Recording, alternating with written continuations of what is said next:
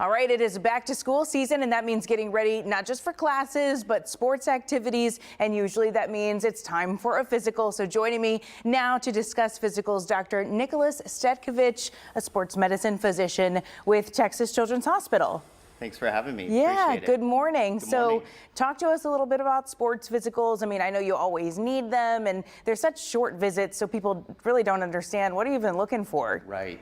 Yeah, so sports physicals are something we do with all our young athletes and student athletes and children annually, so on a yearly basis.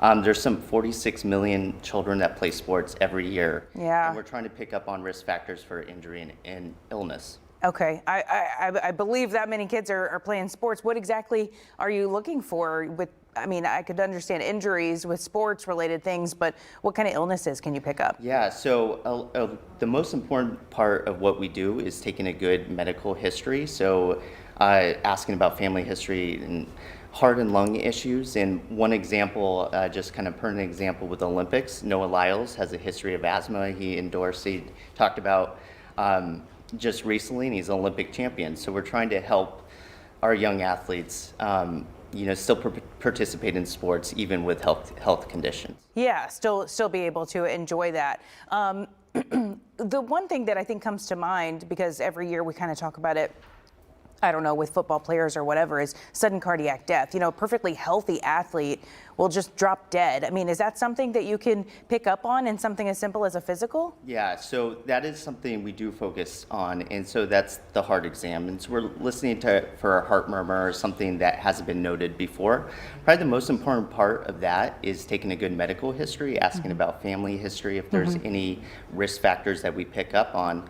This is part of the reason we ask that athletes get this done 6 weeks prior to the season, and then we could refer to a cardiologist if they need further evaluation. I mean, a heart murmur, that can be kind of common. So I know we've got a lot of parents freaking out right now. My child has a heart murmur. Correct. So what's the difference between, a heart murmur that you would think was innocent and one that could be deadly? Right. So there's certain signs of heart murmurs that are more innocent or that need further investigation. We tend to err on the side of caution. So if there's any concern, we'll refer to a cardiologist if we need to. But most murmurs, you're right, are benign, and which means they're not dangerous. Okay, yeah, and you can pick up on that really quickly. Like I said, these exams are really short. Are these exams only for athletes, or should other students be getting these as they're headed back to class? Yeah, so the American Academy of Pediatrics recommends that all children receive a health exam at least once a year, and that makes sure that they get established with their doctor and can pick up on other health issues. And where can students go to get a physical? Like, if somebody's watching this right now and they realize, we're about to start class and we don't have one yet, where can they go? So ideally with their doctor, just because they know them best, they know their medical history, they're established with them, but they also could go to various urgent cares, sometimes school-based settings. So if the school is lucky enough to have a team physician, they could go to the school-based setting as well. Anything in particular that you're concerned about going into this school year? I think what's probably most applicable, it's really hot outside. Yeah. We're in Houston, so heat illness, and so just educating our coaches and our different athletes about signs of heat illness and dehydration, making sure that they're not practicing at the hottest time of the day, especially with the start of football season, which is starting right now. Do you feel that sports coaches nowadays are a little bit better about prioritizing a student's health when it comes to the heat or maybe getting enough rest and things like that? I do think so. Just coaches and athletes who have played here a long time know that it is a risk factor and also affects performance. So I think they're very aware of the issue. But I think the more we do with education is helpful as well. It used to just be, when I was growing up, it was a push, push, push.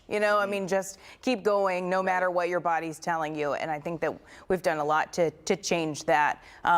Concussions going into this school year, are you worried about those at all? Yeah, concussions are, it's something that can happen in any sport, not just football. It can happen in soccer, and we see many concussions in different sports. Basketball. Basketball, exactly. So the big thing on that is also education with the coaches and the athletes. So the signs of a concussion, and the parents, to pick up on signs of a concussion. And so if there is a head injury and the student is maybe feeling dizzy or is complaining of headache, that is something they should bring up with their pediatrician or their doctor and seek care. Dizziness and a headache is a big red flag. It is. It Perfect. is. Dr. Stetkevich, thank you so much for joining us this morning. That was all very good information. Very quickly before I let you go, best tip to prevent injury? Best tip to prevent injury, get enough sleep. So it's been shown in studies that getting a good night's sleep has been very helpful actually in just feeling more alert, but also in preventing injury as well. Excellent. Thank you so much. Valuable information for everybody heading back to the field and to the court. Amy?